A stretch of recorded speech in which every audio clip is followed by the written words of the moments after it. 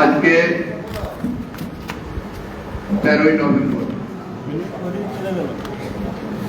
পার্টির কেন্দ্রীয় কমিটির প্রাক্তন সদস্য, সাংসদ, আমাদের জেলা পার্টির শীর্ষ নেতৃত্ব, রাজ্যসভার মেম্বার কমরেড বাসুদেব আচারিয়া তার প্রথম মৃত্যুবার্ষিকী। আমরা প্রথমে কমরেড বাসুদেব আচারিয়া তাকে স্মরণ করে আমরা উঠে দাঁড়িয়ে আমরা 1 মিনিট নীরবতা পালন করি।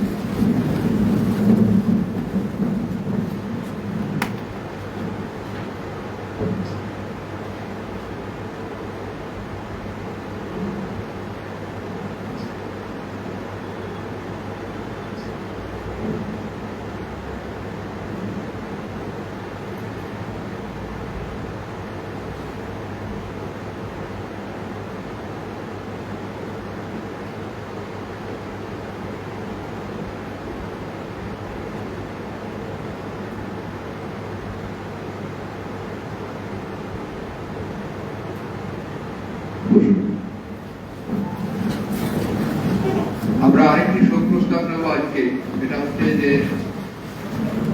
বিশিষ্ট নাট্যকার, অভিনেতা, চলচ্চিত্র অভিনেতা মনোজ মিত্র প্রয়াত হয়েছেন। তার স্মরণে এবং অন্যান্য আরো অনেক মানুষ যারা দেশের স্বার্থে প্রাণ বিসর্জন দিয়ে স্বাভাবিক নিয়মে প্রয়াত হয়েছে, তাদের সবাইকে স্মরণ করে আমরা উঠে কিছুক্ষণ নীরবতা পালন করি।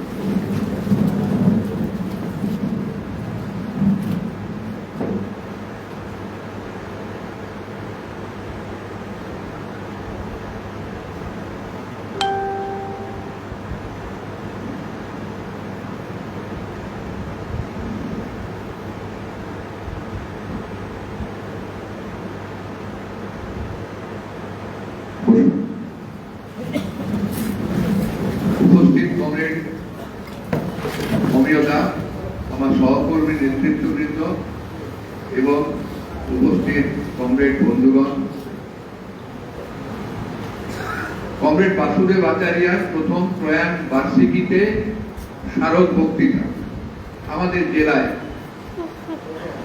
আমরা গত 8 বছর ধরে কমরেড নকুলদার মৃত্যু দিবসে আমরা স্মারক বক্তৃতা সংগঠিত করি এবং তার সাথে আমরা একটা রক্তদান শিবির করি। আমাদের আরেকজন নেতা কমরেড বাসুদেব আচারিয়া, তার মৃত্যুবার্ষিকীতেও আমাদের জেলা পার্টি সিদ্ধান্ত করে এই তাকে স্মরণ করা এবং তার সাথে সাথে একটা বিষয় নির্ধারণ করে স্মারক বক্তৃতা আমরা সংগঠিত করার কথা সিদ্ধান্ত নিই। আমাদের পার্টির সম্পাদক মন্ডলীর জন্য আলোচনা হয়, এরকম আবেদন আছে যে এটা পুরুলিয়ায় না করে অন্য জায়গায় করা, ব্লকগুলোতে ছড়িয়ে দেওয়া, মিনিমাম মহকুমা,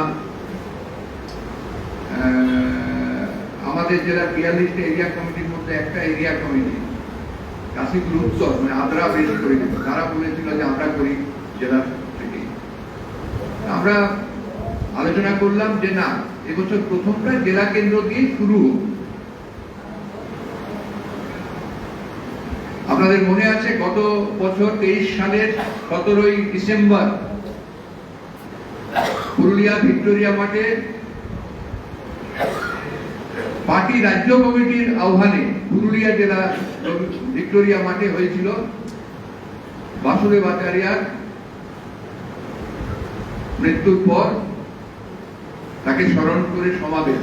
বক্তা ছিলেন, প্রধান বক্তা ছিলেন পার্টির তৎকালীন সাধারণ সম্পাদক প্রয়াত কমরেড সীতারাম ইয়েচুরি, ছিলেন কমরেড বিমান বসু, কমরেড সূর্যকান্ত মিশ্র, কমরেড অমিয় পাত্র, এসেছিলেন ঝাড়খণ্ড পার্টির রাজ্য সম্পাদক, ওই ছত্তিশগড়ের কোন একটা জেলার পার্টির সেক্রেটারি, অনেকেই এসেছিলেন অল্প বেশি। বাসুদেব প্রয়াত হন 13ই নভেম্বর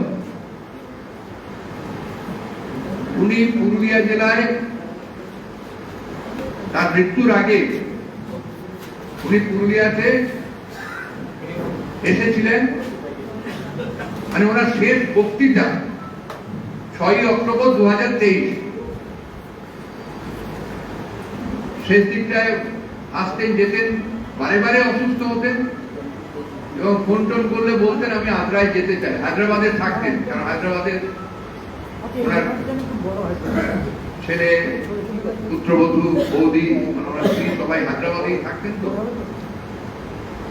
তো আমার সঙ্গে আবার সূর্যদার কথা হচ্ছে। সূর্যদা ডাক্তার মানুষ, আমি বলছি যে এরকম আসতে চাইছি। সূর্যদা বলছে ওনাকে আসতে দাও, না আসতে ওনার মনের ব্যামো হয়ে যাবে।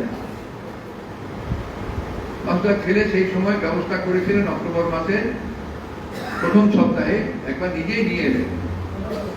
বাসার ছেলে বাইরে কাজ করে, আমার এটা মনে পড়ছে বা এখানে বলছি যে উনি এলেন, উনি এসে ওই 6-7 দিন ছিলেন। প্রতিদিনই এই কারো না কারোর সাথে দেখা করতেন, পুরানো কমরেডদের অসুস্থ শরীর নিয়ে। এবং 2023 6ই অক্টোবর উনি দেখা করলেন আদ্রার ডিআরএম এর কাছে। নতুন ডিআরএম এসছে, আমি শুনলাম যে ডিআরএমও বলছে যে আমিও আপনার কথা শুনেছি, রেলের লোকজনের যা হয়। তো বাসুদা দেখা করতে গেলেন, দিয়ে ডিআরএম এর কাছে গিয়ে উনি মূলত দুটো বিষয়ে কথা বলে এসেছিলেন। একটা হচ্ছে আদ্রা রুরালপুর, আর দ্বিতীয় বিষয় হচ্ছে দুটো রেল লাইন সম্পর্কে। একটা হচ্ছে যে পুরুলিয়া থেকে আসানসোল না গিয়ে সোজা হাওড়া যাওয়া।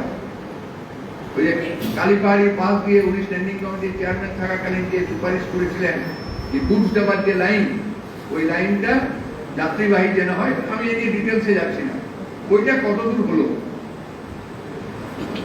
আরেকটা হচ্ছে আজকেও দেখবেন কিছু পত্রিকায়, সোশ্যাল মিডিয়ায় খুব হইচই হচ্ছে। কি হইচই হচ্ছে না, বাঁকুড়া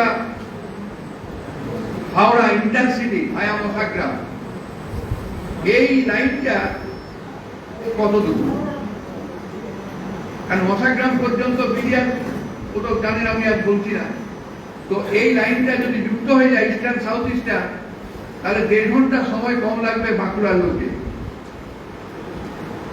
অত কোনোদিন সেটা পুরুলিয়া হতে পারে, সেটা আলাদা, আমি ওই প্রসঙ্গে যাচ্ছি না এই আলোচনা। এখন খুব হইচই হচ্ছে। এখন যে চিঠিপত্র খুঁজে পাওয়া যায়, দেখা যায় বাস্তা কতগুলো চিঠি লিখেছেন, তার উত্তর এসেছে, এবং সম্পূর্ণ কমরেড বাসুদেব আচার্যের প্রচেষ্টায় আজকে ওটা কাজে পরিণত হচ্ছে। ইন্টারলকিং হলে কদিন পরে ট্রেন। এই দুটো বিষয় উনি বললেন, আরো টুকটাক বলেছেন, আমি সেভাবে যাচ্ছি না। দিয়ে ফিরে এসে আদ্রা স্টেশনে একটা শ্রমিক সমাবেশ হচ্ছিল রেল কর্মীদের, AILRS, অল ইন্ডিয়া লোকো রানিং স্টাফ অ্যাসোসিয়েশন, রেলের ড্রাইভারদের সংগঠন। উনি সেই বিক্ষোভে ওনাকে ধরে ধরে নিয়ে এলো, উনি সেখানে বক্তব্য রাখলেন। ওটাই হচ্ছে পুরুলিয়া জেলার মাটিতে ওনার শেষ বক্তৃতা। সে বক্তৃতা সংরক্ষণ করেছে কেউ। তারপর উনি চলে যান। তারপর 13 অক্টোবর বৌদি প্রয়াত হন, ওনার স্ত্রী, এবং তার কিছুদিনের মধ্যে 13 নভেম্বর তিনি প্রয়াত হন। নানাভাবে কাজ করেছেন। আমরা অন্য বিষয়ে যেতে চাই না, বেশি কিছু ধারণা করবো না। আমি উনি প্রথম জীবনে শিক্ষক, পরবর্তীকালে ট্রেড ইউনিয়ন লিডার, এবং শেষ দিন পর্যন্ত উনি মানে কিভাবে কাজে অ্যাক্টিভিটি মধ্যে থাকা যায় তার একটা অনন্য নজির। এই আমাদের অফিসের যে কম্পিউটারে কাজ করে কমরেড সোমনাথ আছে, সোমনাথ অনেক কিছু সাক্ষী। উনি হায়দ্রাবাদে রোগ সজ্জায় উনি ডিকটেশন দিচ্ছেন, সোমনাথ টাইপ করছে, সে চিঠি আবার বাসুদার হসপিটালে যাচ্ছে, বাসুদার মোবাইলে। এই বিভিন্ন বিষয়, পুরুলিয়া জেলার চিঠি, আদ্রা এফসিআই চিঠি, হালদার বিড়ি হাসপাতালের জন্য চিঠি, চালু করার চিঠি, আরো নানান বিষয় উনি কারেকশন করছেন, করে আবার সোমনাথের কাছে আসছে। সোমনাথের কাছে সই স্ক্যান করা আছে, সেই চিঠি যাচ্ছে, তার উত্তর আসছে। মানে রোগ সজ্জায় থেকেও চিঠির ডিকটেশন দিচ্ছে। এই জিনিস আমি জানি না, মানে একজন সাংসদ প্রাক্তন হয়েও যে কিভাবে মানুষের জন্য কাজ করা যায়, এই তার অনন্য নথি। প্রাক্তন হয়েও চিঠিটা পাঠিয়ে দিচ্ছেন, আমার কাজ চিঠি লেখা বলতে অ্যাক্টিভিটি। মাঝে মধ্যে যখন উনি অসুস্থ তখন প্রতিবেশী লোক তো, আর আমি ওনার হেডমাস্টার, আমি ওনার স্কুলের শিক্ষকতা করেছি, পালিয়ে গেছিলাম অন্য জায়গায় চাকরি করতে, ওনার কথাতেই আবার ফিরে আসে, সেটা অন্য বিষয়। রেগে বলতাম, কি ব্যাপার আপনি তো ঘুরছেন কেন, দুদিন পর পর অসুস্থ হয়ে যাচ্ছেন? না, ডাক্তার আমাকে বলেছে অ্যাক্টিভ থাকতে। অ্যাক্টিভ অ্যাক্টিভ মানে কিসে অ্যাক্টিভ? মানুষের কাজ করার মধ্যে অ্যাক্টিভ। এখানে ব্যোমকেশ আছে, প্রদীপ, এবিটিএ শতবর্ষ, অসুস্থ শরীর নিয়ে হেঁটে দিলেন এই অফিস থেকে একেবারে স্টেশন হয়ে। এইসব ব্যাপার আর এখন আমরা অনেক কিছু বলতে পারি, আলোচনা শিক্ষক থেকে ট্রেড ইউনিয়ন লিডার, আমি অনেক কিছু ছোটখাটো সাক্ষী।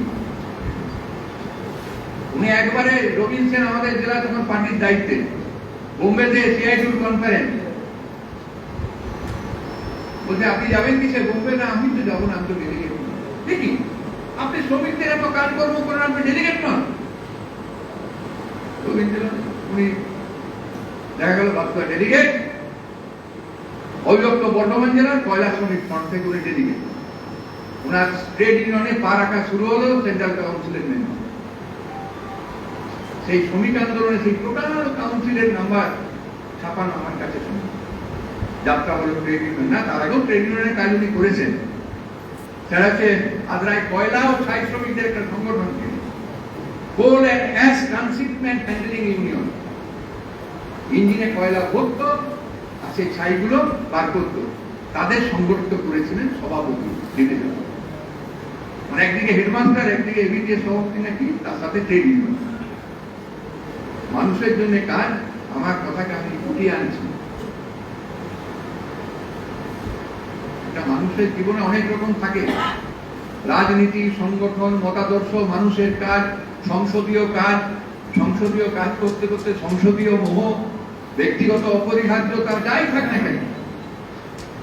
কিন্তু আমরা আজকে তাকে স্মরণ করে একটা স্মারক বক্তৃতার যে বিষয়টা ঠিক করেছি সেটা পরে আসছি, কিন্তু আমাদের শ্রদ্ধা জানানোটা সেই ততটা পর্যন্ত হবে যদি আমরা যাকেই শ্রদ্ধা জানাই, কি বাসুদেব বাজারিয়া থাকে, তার জীবনের গুণাবলীগুলো, রাজনৈতিক সাংগঠনিক মতাদর্শ গুণাবলী যদি আয়ত্ত করতে পারি কিছুটাও, তাহারই তো প্রকৃত শ্রদ্ধা প্রদর্শন। আমরা তার প্রথম মৃত্যুবার্ষিকীতে আমরা আলোচনার বিষয় রেখেছি, তা হচ্ছে যে এই মুহূর্তে আমাদের দেশের সামনে প্রধান বিপদ, মোদী পুনরায় ক্ষমতায় এসছে, একটু কমজোরি হলেও বর্গাহীন, সে করতে চাইছে কি এক দেশ এক ভোট। আমি বিষয়বস্তুতে যাবো না, আমিও না। সিপিআইএম এর সেন্ট্রাল কমিটি 4টে বিষয়ে 1 মাস ধরে আন্দোলন, তার মধ্যে এই বিষয়টা আমরা মনে করেছি যে বাসুদাকে যদি স্মরণ করতে হয়, তাহলে যিনি সংসদের অভ্যন্তরে এই বিষয়টা নিয়ে সবচেয়ে বেশি তিনি লড়তে পারতেন, অত্যন্ত জরুরি বিষয়, তা হচ্ছে এক দেশ এক ভোট। আমাদের সংবিধানের কতটা পরিপন্থী, আমাদের যুক্তরাষ্ট্রীয় কাঠামোর পরিপন্থী। সেই জন্য আজকে কংগ্রেস বাসুদেব বাজারিয়ার স্মরণ সভার আমাদের আলোচনার বিষয়, স্মারক বক্তৃতার আলোচনার বিষয় এক দেশ এক ভোট। এই প্রস্তাব সংবিধান এবং যুক্তরাষ্ট্রের কাঠামোর বিরোধী। আমরা ভেবেছিলাম বাসুদাকে নিয়ে একটা অনেকে লেখা একটা বই বার করব। এই যে দেখেন না, 9 তারিখে একটা লেখা বেরিয়েছে গণশক্তিতে, রানা মিত্র। আসলে রানা মিত্র এই লেখাটা আজকে বেরোনোর কথা ছিল গণশক্তি, আর অরিজিনালটা উনি তো আমার পাঠিয়েছেন। ওটা লেখাটা ছিল, যাই হোক, গণশক্তির বামপন্থীদের ভূমিকা, ওটাটাই বাসুদার। ওটা উনি বাসুদাকে স্মরণ করে লিখেছিলেন যে বাসুদেব আচারিয়ার ভূমিকা। যাই হোক, গণশক্তি একটু এডিট করে ওটাকে 9 তারিখে বেরিয়েছিল, আজকে বার করার কথা ছিল। আজকে উনি লেখা পাঠিয়েছেন আমাদের, লেখাটা আবার আমাকে পাঠিয়েছে। 3-4টি লেখা জড়া হয়েছে। বাতলাকে নিয়ে আমাদের একটা রইল যে ওনার ভ্যালুয়েবল দিকগুলো সম্পর্কে মানুষের কাজ করায়, ভবিষ্যতে যাতে একটা সংকলন বার করা যায়। এখন বলবেন কমরেড অমিয় পাত্র এক দেশ এক ভোট প্রস্তাব, সংবিধান এবং যুক্তরাষ্ট্রীয় কানুন। কমরেড অমিয় পাত্র।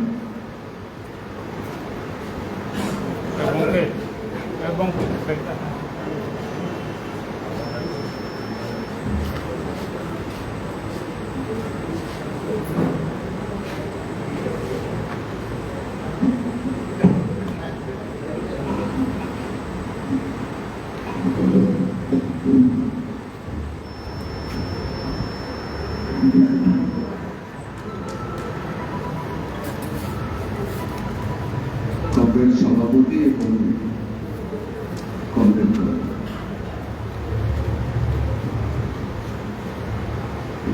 অল্প এক দুজন দাঁড়িয়ে আছেন। আমার মনে হয় যে আমাদের ডায়াসের চেয়ার খালি আছে, দরকার হলে নামিয়ে দেওয়া হবে, কাউকে দাঁড়িয়ে থাকতে হবে না। আমি তো এখন দেখতে পাচ্ছি 3 জন বাইরে আছেন, তাহলে কিছু করা যায়।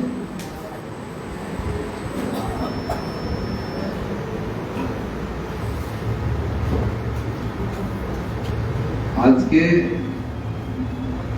যে উদ্দেশ্যে আমরা এই কর্মসূচিতে মিলিত হয়েছি, এটা না করলে আমাদের মহা অপরাধ হতো।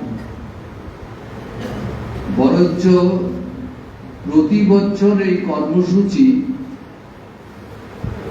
আরো কতটা বৈচিত্র্য সহ আমরা উদযাপন করতে পারি সেই কথা ভেবে দেখা উচিত। আমাদের রাজ্যের যে কজন সাংসদ ছিলেন তাদের মধ্যে অন্যতম বাসুদেব আচার্য। এত খুঁটিনাটি কাজের মধ্যে তিনি তার কর্মজীবন অতিবাহিত করেছেন, যেটা অনেক সাংসদের দৃষ্টি এড়িয়ে যেত।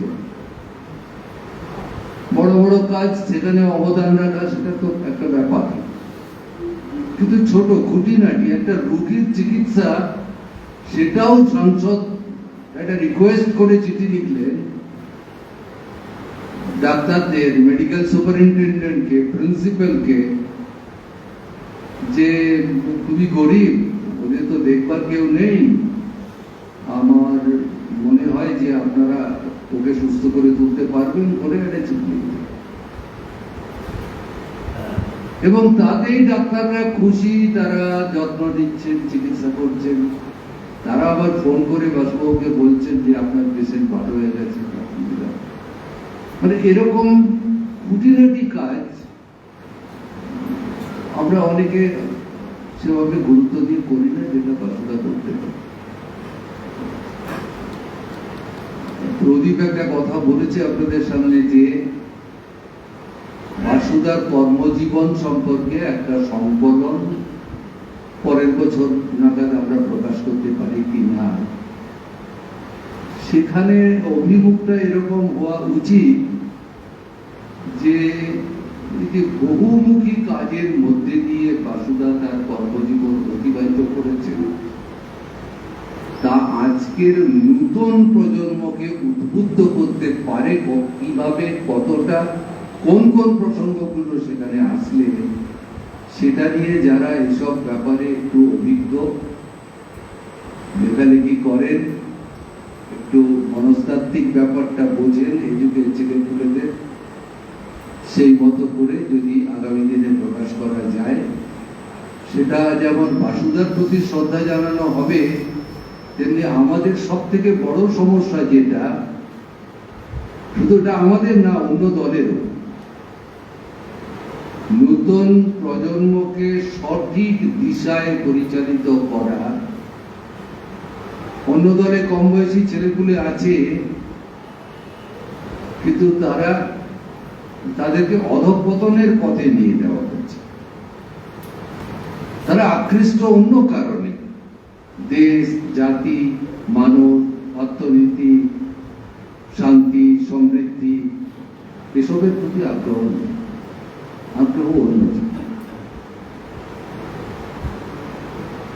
ধরুন আজকের আরেকটা বড় সমস্যা হচ্ছে প্রায় সমস্ত স্কুলে ছাত্রছাত্রীর সংখ্যা কমছে। এবিটিএ নেতারা আছেন বলতে পারবেন পুরুলিয়াতে এটা হচ্ছে কিনা। একদম প্রাইমারি থেকে শুরু করে সেকেন্ডারি সব স্কুলে ছেলে মেয়েদের সংখ্যা কমছে।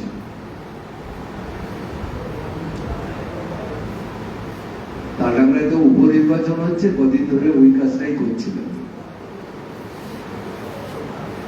গ্রামের লোকেরা বলছেন যে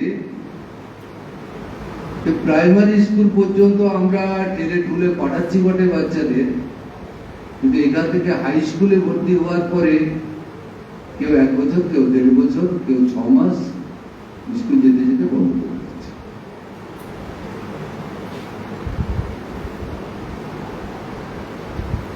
পাঁচমুড়া এলাকার ঘটনা দ্বিতীয় বলল, পাঁচমুড়া কলেজে একটা সময় পুরুলিয়ার অনেক ছাত্র আমাদের ওখানে ছাত্র নেতা ছিল, জিএস হয়েছেন, এসএফআই সেক্রেটারি হয়েছেন, এখন এখানে পার্টি টাটি করেন, দায়িত্ব নিয়েই করেন। তখন পাঁচমুড়া কলেজকে কেন্দ্র করে কমপক্ষে 5-6 ছেলেদের নানা জায়গায় পাঠিয়ে দিয়ে মেস করে ছাত্রাবাসে এই আর এখন একটা ক্লাসে যেখানে ইনটেক ক্যাপাসিটি 130, সেখানে ভর্তি হচ্ছে 100টা সিট খালি। এই আগামী দিনের পক্ষে অনেক বড় বিপদ। কোথায় যাচ্ছে তার প্রতি আগ্রহ কমছে না, শিক্ষার্থীর কাজ নেই, এটা একটা কারণ। আমার তো খুবই চোখে লাগে যখন দেখি সারাদিন ধরে আমাদের ছেলে মেয়েরা পিঠে বইয়ের ব্যাগটায় ব্যাকপ্যাক লাগিয়ে আর সাইকেল নিয়ে প্রাইভেট মাস্টারদের ঘর ঘর করছে সারাদিন, সকাল 7টা থেকে রাত্রি 9টা-10টা। বাচ্চাদের দেখি শুধু এই মাস্টারমশাই ঘর থেকে বেরিয়ে আরেক মাস্টারমশাই। শিক্ষা প্রতিষ্ঠানের উপর ভরসা নেই অভিভাবকদের। কোয়ালিটি এডুকেশন আস্তে আস্তে শেষ হয়ে যাচ্ছে। কিছু মানুষ যাদের একটু খরচ করার সামর্থ্য আছে তারা প্রাইভেট স্কুলের দিকে ছেলেপুলেদের পাঠাচ্ছে, কারণ সরকারি স্কুলে পারপাস সার্ভ করছে। এসব ব্যাপারেও বাসুদার অনেক গুরুত্বপূর্ণ বক্তৃতা আছে।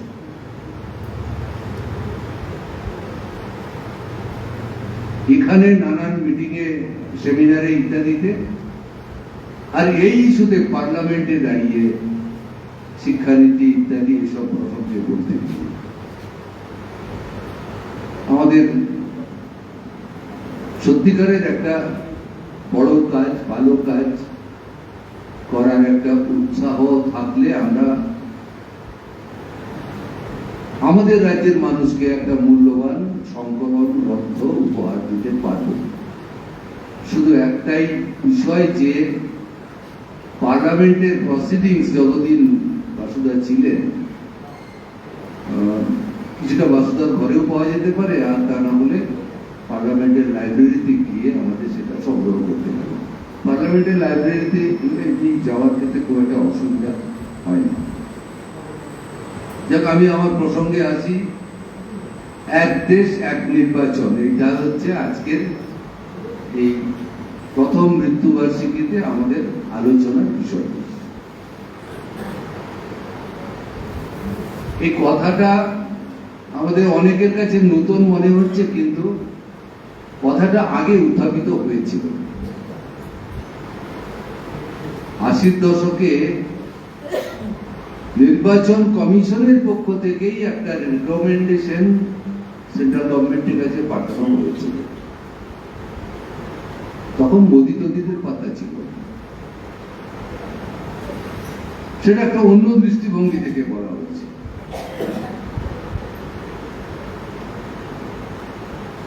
এখন এটার সূত্রপাত হলো 1 সেপ্টেম্বর এক দেশ এক নির্বাচন এই প্রস্তাবের উপর সব দিক অনুধাবন করে সেন্ট্রাল গভর্নমেন্টের কাছে একটা রিপোর্ট দিতে হবে।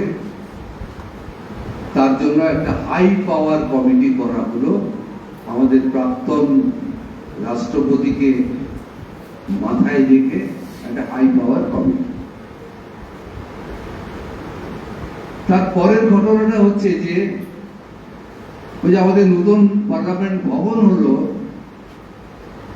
ওই ভবনটা উদ্বোধনের জন্য বা ওই ভবনটা পার্লামেন্টের কাজকর্মের সূচনা করার জন্য একটা সংক্ষিপ্ত 4 দিনের অধিবেশন, যে অধিবেশনটা নিয়ে প্রধানমন্ত্রী শুধু বলে বেড়াচ্ছিলেন যে একটা ঐতিহাসিক সিদ্ধান্ত হবে এই 4 দিনে। তখন অনেকের মনে হচ্ছিল যে তাহলে কি এক দেশ এক নির্বাচন এই সিদ্ধান্তটাই ওখানে করা হবে, তাহলে ঐতিহাসিক কি? অনেকের মধ্যে বিভিন্ন সংবাদপত্রে এটা নিয়ে গবেষণা শুরু হয়ে গেছিল যে কি হবে। তারপরে দেখা গেল যে মহিলাদের জন্য রিজার্ভেশন সংক্রান্ত যে একটা বিল পার্লামেন্টে এসেছিল রাজীব গান্ধীর সময়, সেই বিলটাই হবে। ওতে কোথাও কোনো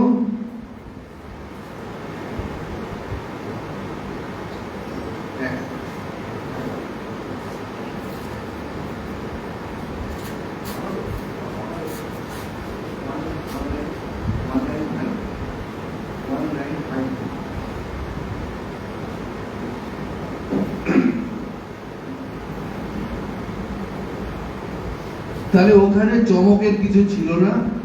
আর যে 4 দিন পার্লামেন্টের অধিবেশন হয়েছে তার মধ্যে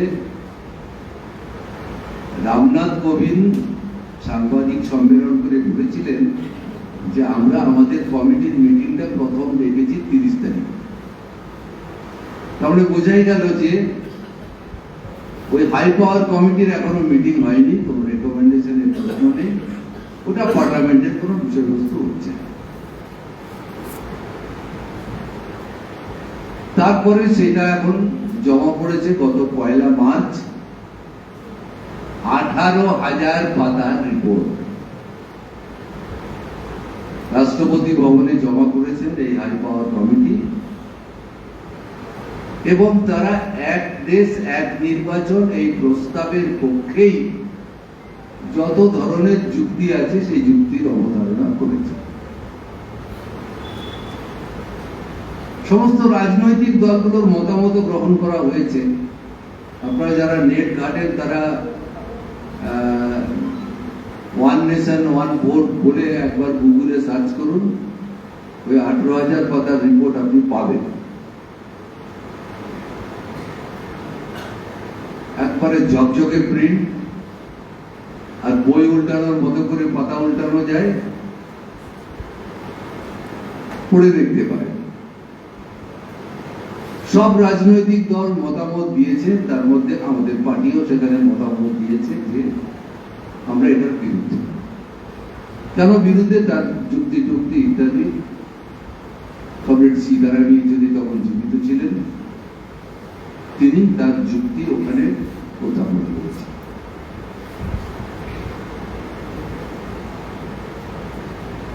আমাদের মতো আরো 4-5টা দল তারা খুব বোল্ডলি এটার বিরোধিতা করেছে,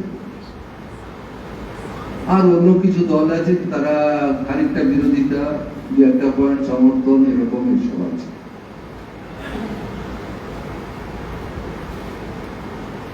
আমি শুধু আপনাদের বোঝবার সুবিধার জন্য বলছি,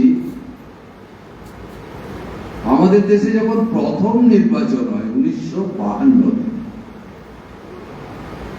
তখন এক দেশ এক নির্বাচনই হয়েছে। সমগ্র হিমাচল একসাথে ভোট হয়েছে, লোকসভারও ভোট হয়েছে, বিধানসভা। ওটা ডাকর পিটিয়ে বলার কিছু নেই। 52-তে হয়েছে, 57-তে হয়েছে, 62-তে হয়েছে, 67-তে হয়েছে। 4টে সাধারণ নির্বাচন এক দেশ এক নির্বাচনই হয়েছে।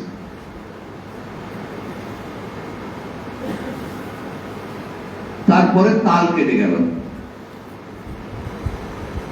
তাল কেটে গেল মানে যদি একটা বিধানসভা মাঝপথে ভেঙে দেওয়া হয়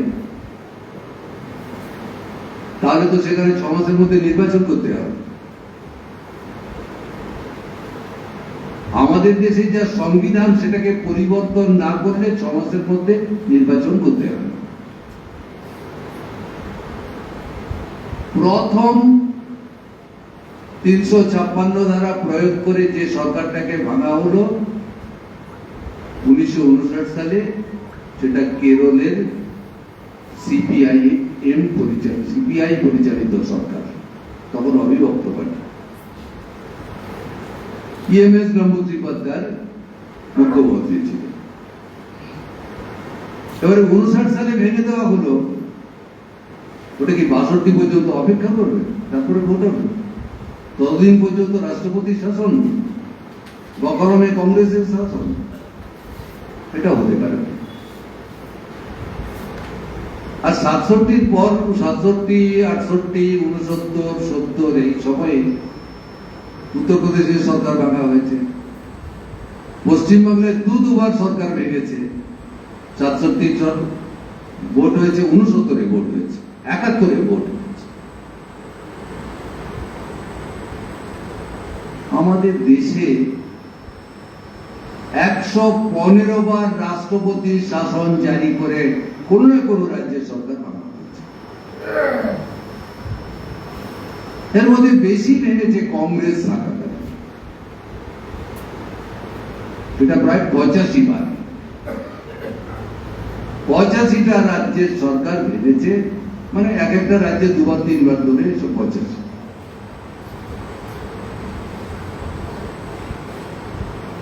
এই এনডিএ সরকার এরাও ভেঙেছে 8টা সরকার। জনতা সরকার বেশি দিন ছিল না, কিন্তু তারাও 16টা সরকার ভেঙেছে 356 ধারা জারি করে। এখন যদি বলেন যে তাহলে তো এনডিএ ভালো, এরা তো হয়ে গেল, নরেন্দ্র মোদীর 2টো টার্ম হয়ে গেছে, 8 টার্মে পড়েছে। এই 3টে টার্ম রাজ্যে দেশে প্রধানমন্ত্রী থাকাকালীন মাত্র 8টা রাজ্য সরকার ভেঙেছে। এর পিছনে একটা গল্প হচ্ছে। গল্পটা হচ্ছে 80 দশকের শেষের দিকে, 88-89 কর্ণাটকের মুখ্যমন্ত্রী ছিলেন SR বোম্বাই। তার গভর্নমেন্টকে বিধানসভায় শক্তি পরীক্ষার কোনো সুযোগ না দিয়ে কেবলমাত্র রাজ্যপালের সুপারিশ ক্রমেই কেন্দ্রীয় সরকার ভেঙে দেয়। SR বোম্বাই হাইকোর্টে যান। হাইকোর্টে তার মামলাটা শোনা হয় না, সুপ্রিম কোর্টে। সুপ্রিম কোর্ট 9 জন বিচারপতি দিয়ে একটা লার্জার বেঞ্চ তৈরি করে এই মামলাটা শোনে, এবং এই মামলা থেকে তারা পরিষ্কার রায় দেয় যে কেন্দ্রের সরকার যদি মনে করে রাজ্যের নির্বাচিত বিধানসভাগুলি বা নির্বাচিত সরকারগুলি তাদের সাবঅর্ডিনেট, এই মনোভাব সুপ্রিম কোর্ট অনুমোদন করে না। কেউ কারো সাবঅর্ডিনেট নয়, ওটাও মানুষ ভোট দিয়ে করেছেন, এটাও মানুষ ভোট দিয়ে করেছে। তুমি ভারত সরকার হতে পারো, কিন্তু জনগণের ভোটে তুমি নির্বাচিত, আর ওরা রাজ্য সরকার হতে পারে জনগণের ভোটে যারা নির্বাচিত। তার মানে কেন্দ্রীয় সরকারের এই ক্ষমতা নেই যে একটা সরকারকে যখন তখন ভেঙে দেবে। এই SR বোম্বাইয়ের কেসে যে সুপ্রিম কোর্টের রায়, তারপরে 356 ধারা প্রয়োগের ক্ষেত্রে একটা লাগাম পড়ানো হয়েছে। বিজেপি খুব ভালো লোক তার না, কিন্তু সরকার অসময়ে যদি ভেঙে যায় তাহলে লোকসভার সঙ্গে একই সঙ্গে বিধানসভার ভোট করার তালমিলটা থাকে না, সিনক্রোনাইজেশনটা ফেল করে যায়।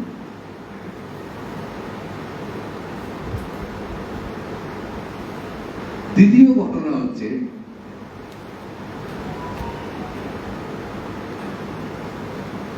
একটা দলের নির্বাচিত এমএলএ বা এমপি বা পঞ্চায়েত কর্মকর্তা বা কাউন্সিলর আরেকটা দল টাকার বিনিময়ে কিনে নিতে পারে, দল ভাঙাতে পারে, এরকম অজস্র ঘটনা আছে, অজস্র। খুব টাটকা ঘটনা হচ্ছে গতবার কর্ণাটকে কংগ্রেস আর সমাজবাদী পার্টি, ওটা দেবেগৌড়ার ছেলে কি,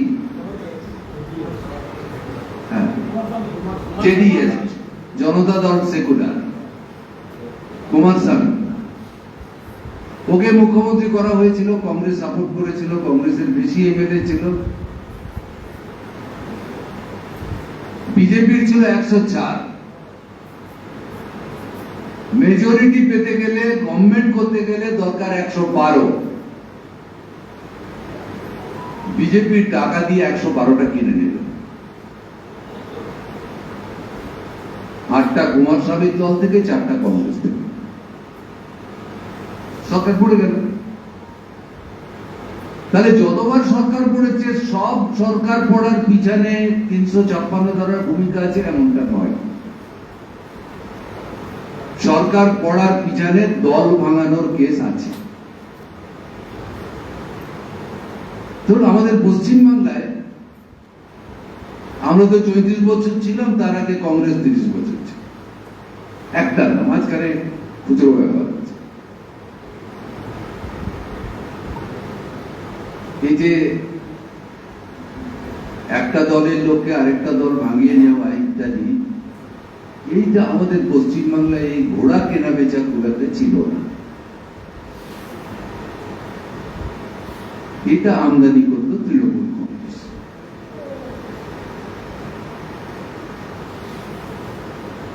আর গোটা দেশে এটা আমদানি করত বিজেপি।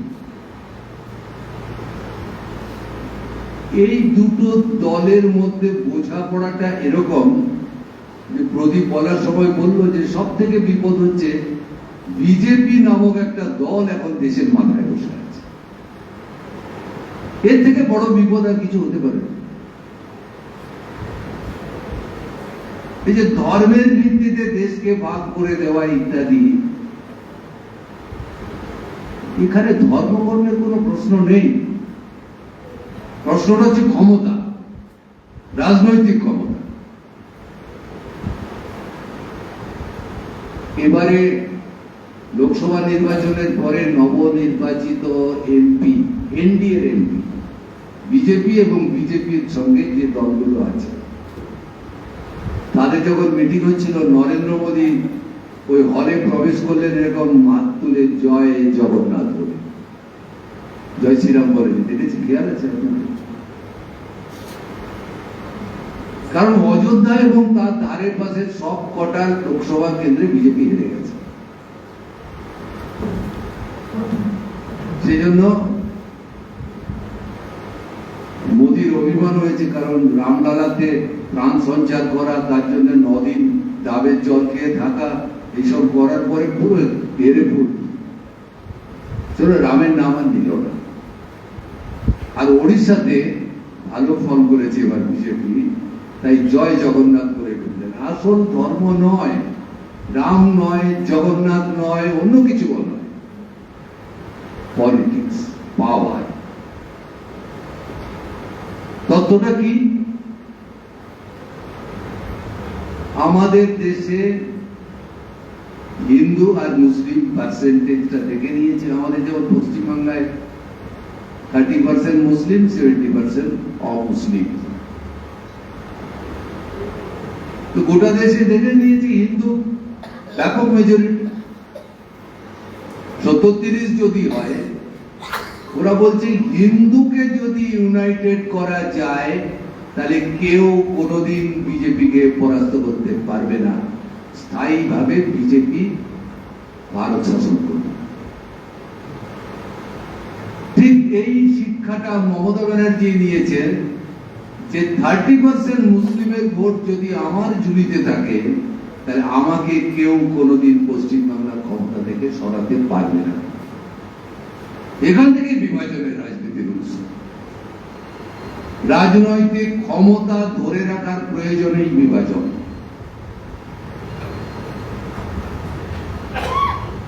এবং হিন্দু মুসলিম এই বিভাজনে থেমে নেই, আরো কত রকম ভাবে জাত পাত গোষ্ঠী সম্প্রদায় ইত্যাদিকে নিয়ে মানুষের ঐক্যটাকে টুকরো টুকরো করে দেওয়ার চেষ্টা সেটা হচ্ছে। হিটলার যা মনে করতো, মুসলিম যা মনে করতো, একদম মোদী মমতার একই মনোভাব, একই মনোভাব যে প্রতিবাদ করার শক্তিটাকে চূর্ণ করে দাও। মানুষ যদি ঐক্যবদ্ধ থাকে তাদের একটা শক্তি থাকে, ঐক্যটাকে যদি ভেঙে দাও শক্তিটা ভেঙে যাবে। এই দুর্বল শক্তি কোনো অন্যায়েরই প্রতিবাদ করতে পারবে না। এই তত্ত্ব মোদীরও, এই তত্ত্ব মমতা।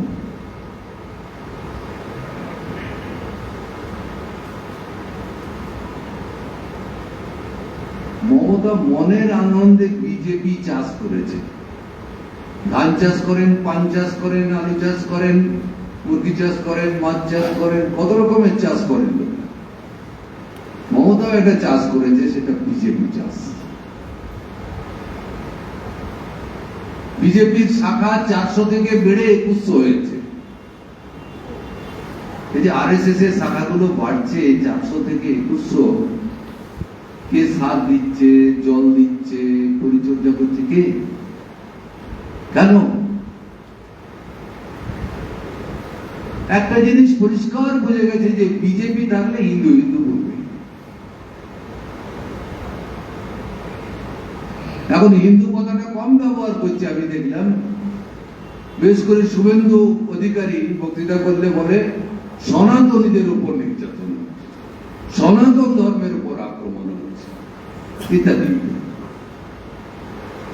তাহলে ওরা যখন হিন্দু হিন্দু সনাতন সনাতন করবে,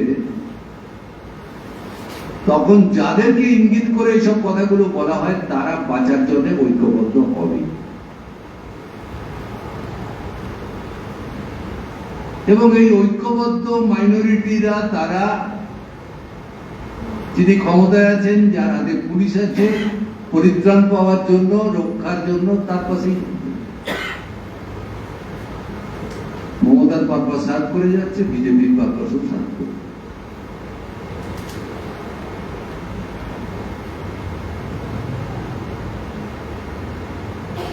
এখন দল ভাঙানো, ধর্মীয় বিভাজন, জাতপাতকে কেন্দ্র করে বিভাজন, সবটা মিলিয়ে গোটা দেশে যে অবিশ্বাসের বাতাবরণ তৈরি হয়েছে, সেটা এক দেশ এক নির্বাচনের পক্ষে মোটেই অনুকূল নয়। ধরুন, যদি এরকম হয় যে 2029-এ পরের লোকসভা নির্বাচন,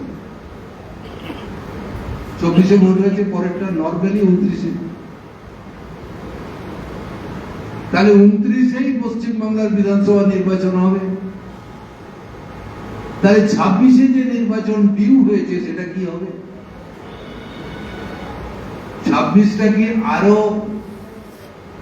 3 বছর পিছিয়ে দেবো, দিয়ে 29-এ করবো? সংবিধান সেটা পারমিট করে না। 26-এ যে সরকারটা, বিধানসভা ভোটের পরে যে সরকারটা তৈরি হবে, 3 বছর চালাবার পরে তাদেরকে আমি ভেঙে দেব? সেটাও সংবিধান পারমিট করে না। আমি হিসেব করে দেখছিলাম, এরকম 21টা রাজ্য, কারো 2 বছর মেয়াদ বাড়াতে হবে, কারো 3 বছর আগে বেঁধে দিতে হবে। তা না হলে আপনি 29-এ সবগুলোকে মেলাতে পারবেন না। একান্তই যদি এক দেশ এক নির্বাচন করতে হয়, তাহলে সংবিধানের যে ধারাগুলোর জন্য আটকে যাচ্ছি এই ধারাগুলো তুলে দিতে হবে। কতগুলো সেকশন অ্যামেন্ডমেন্ট করতে হবে? 21টা সেকশন। সংবিধানের 21টা ধারা কেটে ছিটে আবার একটু অন্যরকম করতে হবে। আজ এবার সংবিধান সংশোধনের নীতিটা কি?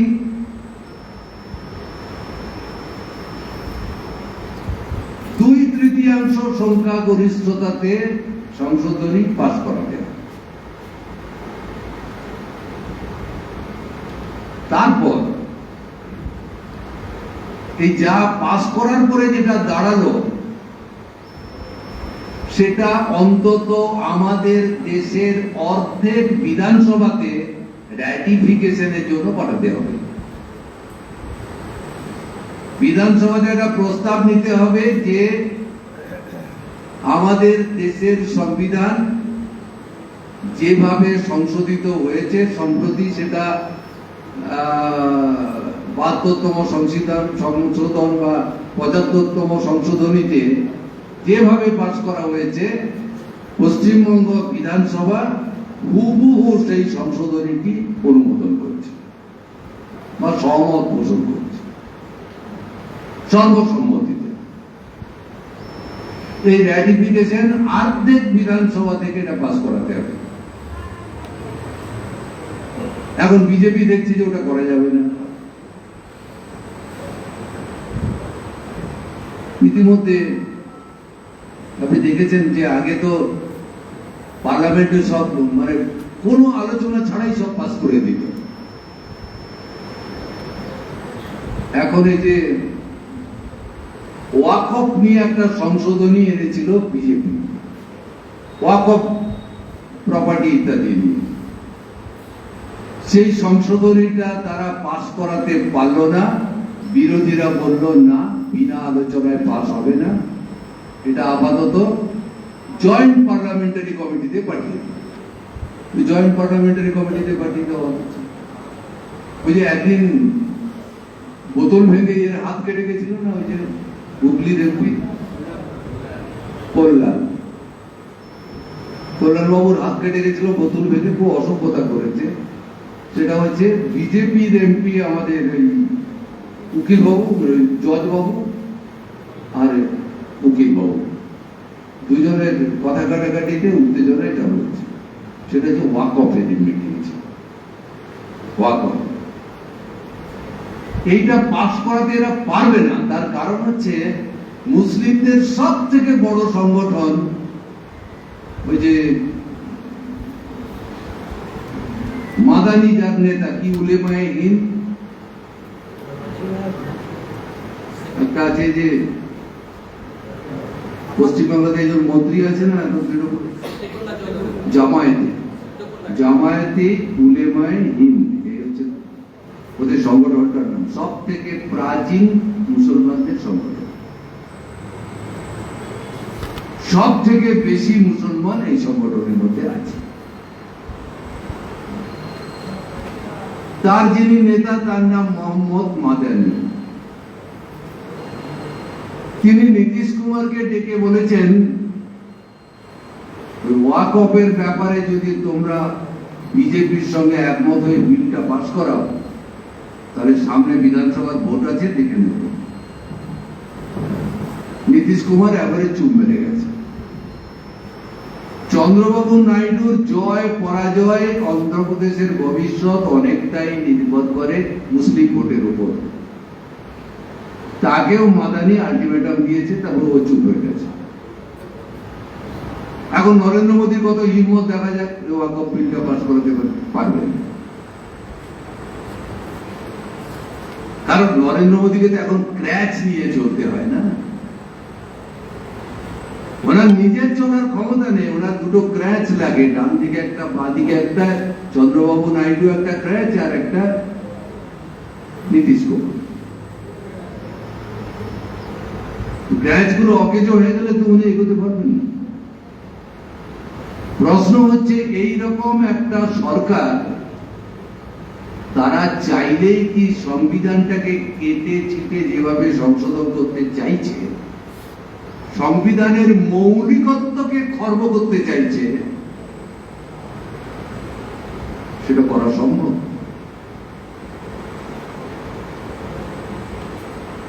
এখানে আরেকটা প্রশ্ন আছে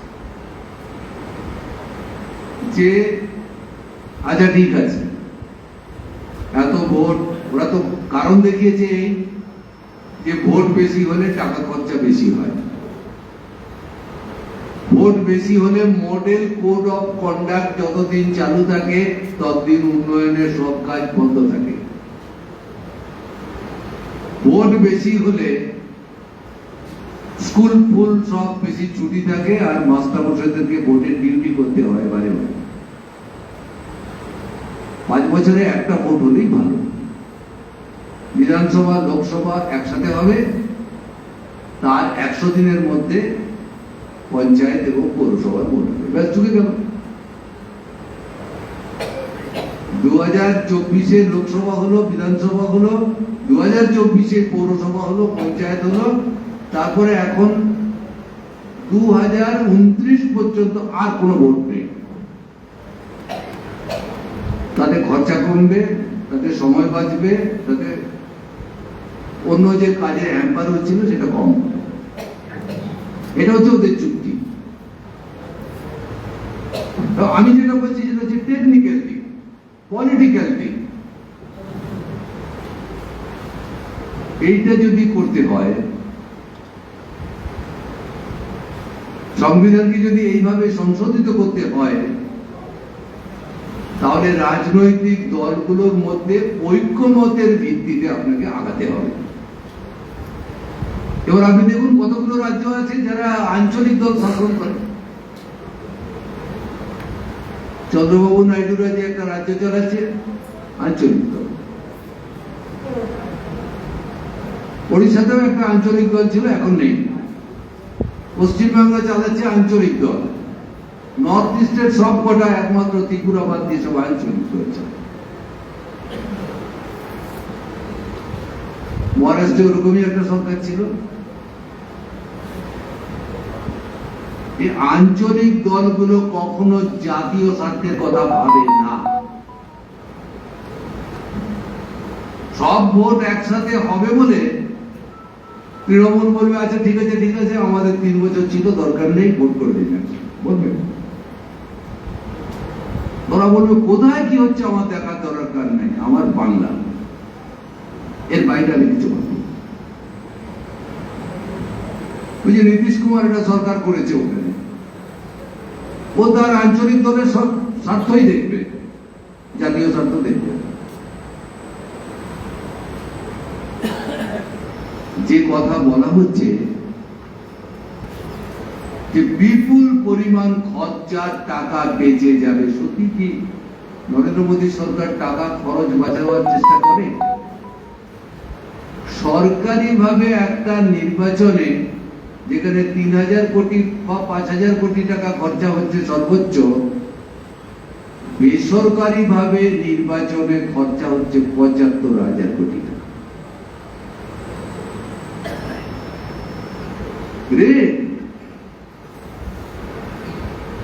কাগজে বিজ্ঞাপন দেওয়া থেকে শুরু করে অন্য খরচা আপনি ছেড়ে দিন। আমি ভোট করতে করতে আমার ভোট দিয়ে এলাম, বিজেপি এক একটা বুথকে দিয়েছে 10,000 টাকা, তৃণমূল এক একটা বুথকে দিয়েছে 7,000 টাকা। কোথাও কম বেশি আছে, ওদেরটা বেশি একটা কম। কোথা থেকে এত টাকা আছে? তারপরে কাগজে দেখছেন সিন্দুরের কৌটা বিলি হচ্ছে, শাড়ি বিলি হচ্ছে, পাড়ায় পাড়ায় ফিস্ট হচ্ছে, 100 খানা গাড়ি ঘুরছে। এমন কোন নেতা নেই যাকে এখানে আনা হয়নি। শেষ মুহূর্তে তৃণমূলে যখন মনে হচ্ছে হেরে যেতে পারি, তখন ববি হাকিম এসে গায়ে গায়ে বৈঠক করছে। যাই হোক, এইভাবে যে টাকাটা খরচা হয় সেটাই সব থেকে বেশি টাকা। এর সঙ্গে আরেকটা প্রস্তাব ছিল প্রস্তাবটা হচ্ছে বিভিন্ন পলিটিক্যাল পার্টি তারা নির্বাচনে যে বিপুল টাকা খরচা করে এর উপরেও রাশ টানতে হবে। পলিটিক্যাল পার্টি নিজে কোনো টাকা খরচা করবেন না, এই টাকাটা সরকারকেই প্রোভাইড করবে। নির্বাচন কমিশনের মাধ্যমে এই টাকা বিভিন্ন পলিটিক্যাল পার্টির প্রচারের কতগুলো ফরম্যাট করে দেওয়া হবে, তার ভিতরে হবে। দেখেছেন এই যে নির্বাচনী বন্ডের মাধ্যমে বিপুল পরিমাণ টাকা তোলা হচ্ছে। একটা জিনিস বুঝেছে ওরা, যে নির্বাচনে জিততে গেলে টাকা একটা ফ্যাক্টর। প্রায় 8,500 কোটি টাকা বিজেপি তুলেছে নির্বাচনী বন্ডে, প্রায় 1,609 কোটি টাকা তুলেছে তৃণমূল কংগ্রেস, সেকেন্ড হাইয়েস্ট। যাদের কাছ থেকে টাকা তোলা হয়েছে তাদেরকে সরকার বাড়তি অবৈধ সুযোগ দিয়েছে টাকা কামানোর। আর কদিন আগে আপনি খবরের কাগজে পড়েছেন আদানিদের 12,500 কোটি টাকা স্টেট ব্যাংকের ঋণ মুকুব করে দিয়েছে। তুমি সত্যি টাকা বাঁচাতে চাও? তাহলে কর্পোরেট কোম্পানিগুলোর টাকা আপনি এইভাবে মুকুব করে দিচ্ছেন কেন? কৃষকের ঋণ মুকুব করা যাচ্ছে না, আবাস যোজনার টাকা দেওয়া যাচ্ছে না, এখন তো আবার অন্য ভাবনা ভাবছে। এ কথা আপনাদের কানে এসছে কিনা জানি না। এখন রেশনে যে চাল দেওয়া হয় সেটা বন্ধ করে দেওয়ার মতলব আছে। আপনি দেখবেন এখন রেশন কার্ডের মাল তোলা যখন হয় তাতে কত কেজি চাল, কত কি ইত্যাদি, এখানে শুধু টাকার অ্যামাউন্ট লেখার একটা নির্দেশ এসেছে। প্রতি কেজি চালে যে পরিমাণ ভর্তুকি সরকারকে দিতে হয় এখন প্রায় 29 টাকা। তো আমি যদি সারা মাসে রেশনে 30 কেজি চাল পাই তাহলে 30 × 30 29 900 টাকার কাছাকাছি। এই 900 টাকা হচ্ছে ফুড সাবসিডি। জাতীয় খাদ্য সুরক্ষা আইন অনুযায়ী আমার খাদ্যের জন্য সরকারকে 900 টাকা মাসে ভর্তুকি দিতে হয়। এখন বলছে রেশন টেশন নাই, এই ভর্তুকির টাকা তোমার অ্যাকাউন্টে ঢুকে যাবে। এটা অনেকে পছন্দ করছে, অনেকের মত আছে না 9 টাকা দিয়ে দাও, ওটাই ভালো। সে হয়তো চাল কিনবে না, ওটা মদের দোকানে খরচা করবে বলছে।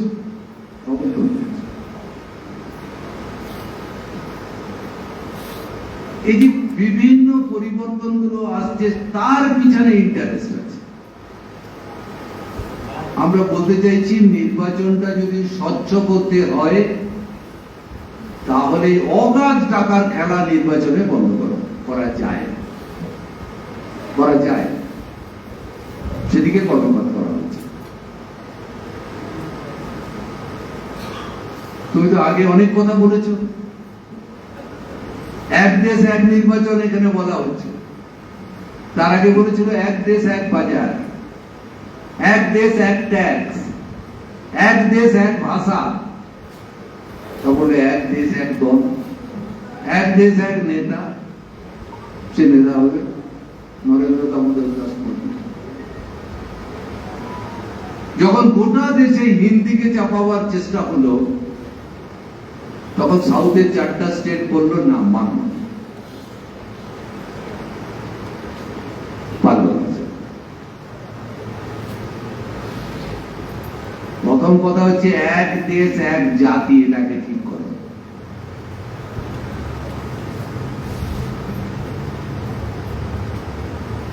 আমাদের দেশে যত মানুষ আছে তারা তাদের আলাদা আলাদা আইডেন্টিটি নিয়ে এই যে পারস্পরিক দূরত্ব তৈরি করছে, আমরা কেন এক দেশ, মানে ইন্ডিয়া একটা নেশন, আমরা ভারতীয়, এই আইডেন্টিটিটাকে আমি সার্বজনীন আইডেন্টিটিতে পরিণত করতে পারি কিনা?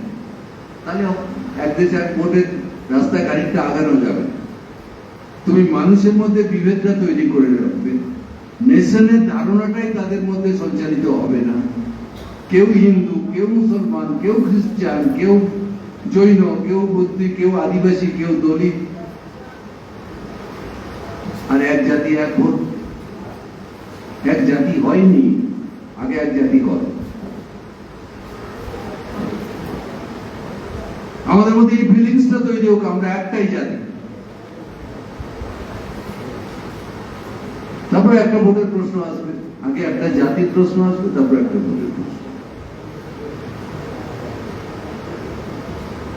সেই সব দিক বিচার বিবেচনা করে আমরা বলেছি যে রাস্তায় এরা হাঁটছে তাতে রাজ্যের যে স্বাধিকার আছে, সংবিধান রাজ্যকে যে ক্ষমতাগুলো দিয়েছে, যে অধিকারগুলো দিয়েছে, যে স্বাধীনতাগুলো দিয়েছে,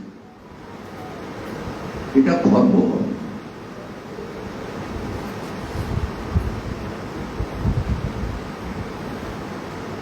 এক দলীয় শাসন আপনার উপরে চাপিয়ে দেওয়ার মতলব থেকেই এটা এসছে। আসলে ওদের একটা গোপন এজেন্ডা আছে, সেটা সামনে আনছে না। গোপন এজেন্ডাটা হচ্ছে এই যে ভারতে একটাই সরকার থাকবে, বিজেপি পরিচালিত সরকার, এবং এটাই যুগ যুগ চলতে থাকবে।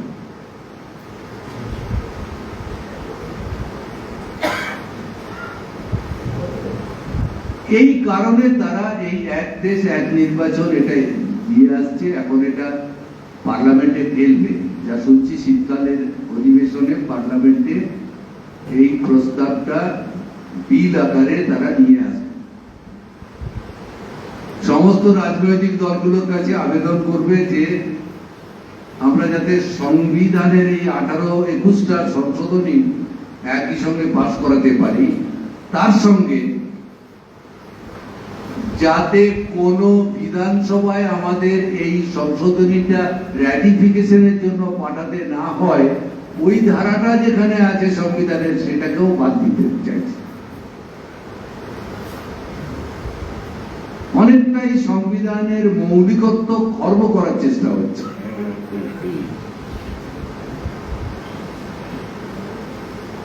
আমাদের পার্লামেন্টে অনেক বড় কিছু শক্তি নেই যে আমরা এটা আটকে দিতে পারি, কিন্তু আমাদের কাছে যুক্তি আছে অনেক। যে দলগুলো পার্লামেন্টে আছে তারা এটা মেনে নেবে, এটা আমরা মনে করি না। গোটা দেশ জুড়ে বিতর্ক হোক, যারা পার্লামেন্টে গেছেন তাদের বিতর্ক করার জায়গা পার্লামেন্ট। আপনার এটা নিয়ে আলোচনা করা, বিতর্ক করা, মানুষের মাথায় ঢোকানো, পাড়ায় পাড়ায় আপনারা পার্লামেন্ট আছে।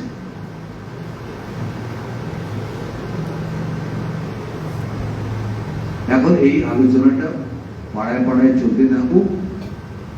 এটা খুব লোকেদের মধ্যে খুবই প্রাসঙ্গিক হবে যখন এই শীতকালীন অধিবেশনে এই বিলটা পেশ হবে।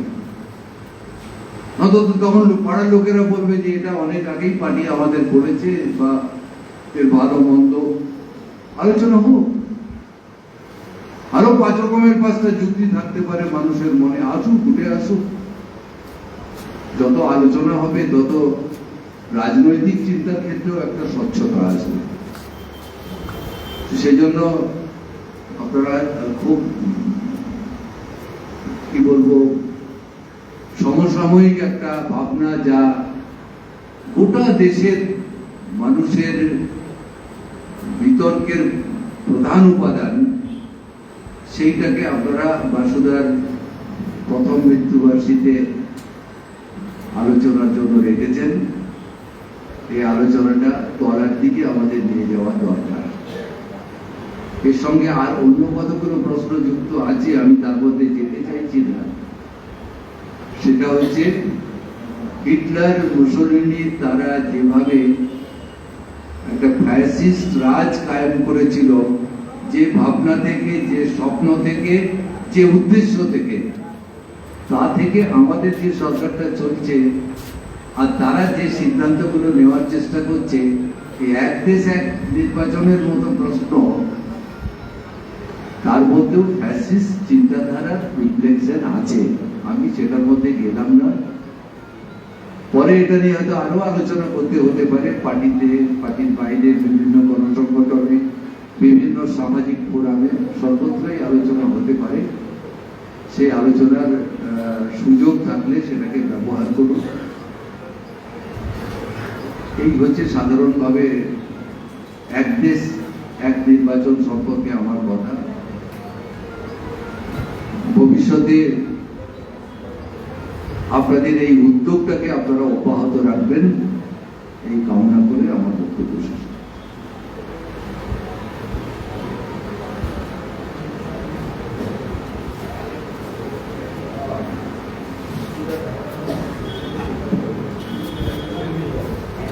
আমরা শেষ করবো, আর কোনো বক্তা নেই। অমিয়তা শেষ করার সময় যেটা বললেন সেটা হচ্ছে যে এটাকে নিচে নিয়ে যেতে হবে। আমি শুরুতে বলেছিলাম যে পার্টির সেন্ট্রাল কমিটি 4টে ইস্যুতে মুভমেন্ট করতে বলেছে 1 মাস ধরে, তার মধ্যে এইটা আছে। কাজে সেই অমিয়তা যেটা বললেন সেইটা নিয়ে আমাদের যেতে হবে। প্রসঙ্গক্রমে এই কয়েক সপ্তাহ আগে এই সাপ্তাহিক দেশহিতৈষীতে অমিয়তার এই বিষয়টা নিয়ে লেখা আছে। 3-4 সপ্তাহ আগে বোধহয় যারা দেশহিতৈষী নেন এই নিয়ে অমিয়তার একটা লেখা, অমিয়তারই লেখা, সাপ্তাহিক, এটা বেরিয়েছে। উনি আমাদের পরামর্শ দিলেন এই কমরেড বাসুদেব আচার্যকে স্মরণ করে এটাকে যেন জেলায় ছড়িয়ে দিতে পারি, তার সংকলন গ্রন্থ যেন আমরা ঠিকভাবে করতে পারি। এবং সব কথা, শেষ কথা হচ্ছে এইটা যে আমাদের সামনে যে চ্যালেঞ্জ বিজেপি এবং তার সহযোগী দল, তার জন্য উপযুক্ত পার্টি গড়ে তোলার জন্য এখন গোটা দেশ জুড়ে চলছে পার্টির সম্মেলনের প্রক্রিয়া। আমাদের জেলাতেও আমরা ব্রাঞ্চ সম্মেলন প্রায় শেষের মুখে, এরিয়া সম্মেলনে ঢুকেছি এবং 25-26 জানুয়ারি জয়পুরে কমরেড সীতারাম ইয়েচুরি, কমরেড বুদ্ধদেব ভট্টাচার্য নগর এবং বাসুদেব আচার্য মঞ্চে আমাদের জেলা সম্মেলনের মধ্য দিয়ে আমরা ঠিক সেই রকম একটা পার্টি যার চ্যালেঞ্জের মোকাবিলা করতে পারবে, এই শপথ নিয়ে আমরা আজকে বাসুদেব আচার্যের প্রথম মৃত্যুবার্ষিকী, তার প্রতি শ্রদ্ধা নিবেদন করে আমরা ফিরে যাব। সবাইকে ধন্যবাদ। আজকের কর্মসূচি এখানে শেষ হল।